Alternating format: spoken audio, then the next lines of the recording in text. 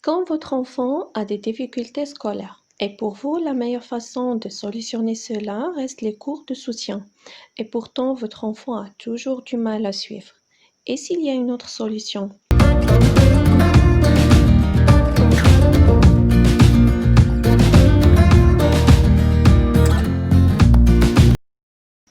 Réussir sa vie scolaire commence dès le jeune âge.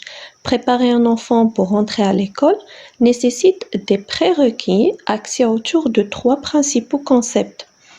Le premier, c'est la relation fusionnelle entre la maman et son enfant, qui dure généralement de 0 à 2 ans. Durant cette période, la maman et l'enfant sont en pleine fusion, plein d'amour et de complicité. Une relation fusionnelle réussie commence par l'allaitement qui a des bienfaits sur la santé et le développement psycho-affectif de l'enfant. Vous devez aimer votre enfant, lui faire un câlin, rire avec eux et jouer avec eux. Dès l'âge de 2 ans et jusqu'à l'âge de 3 ans au maximum, il faut sortir progressivement de la relation fusionnelle. C'est ce qui permettra à votre enfant de prendre sa position et de construire sa propre personnalité. Avoir un quota de tendresse met l'enfant plus vite à l'autonomie. C'est le signe qui vous rassure que votre enfant est sur la bonne voie et c'est ce qui lui permettra de développer le deuxième concept qui est la capacité d'abstraction.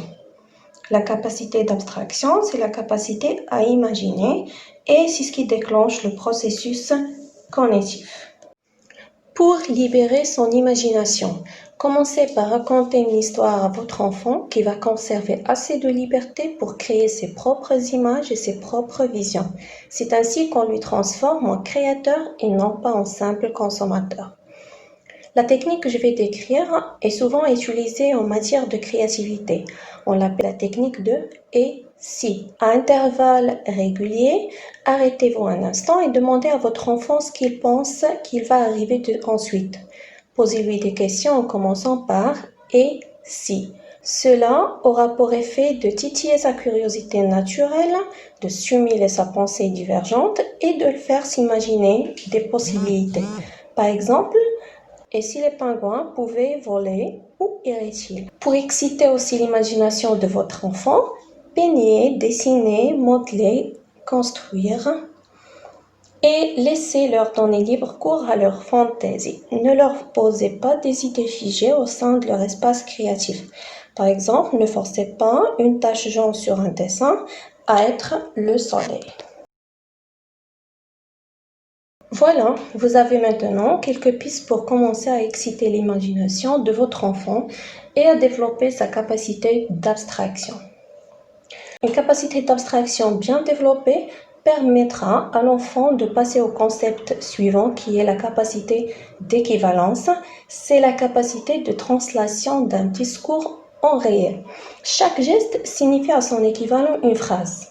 Cette capacité permet à l'enfant de parler et comprendre ce que l'autre dit et agir conformément aux attentes de sa formulation.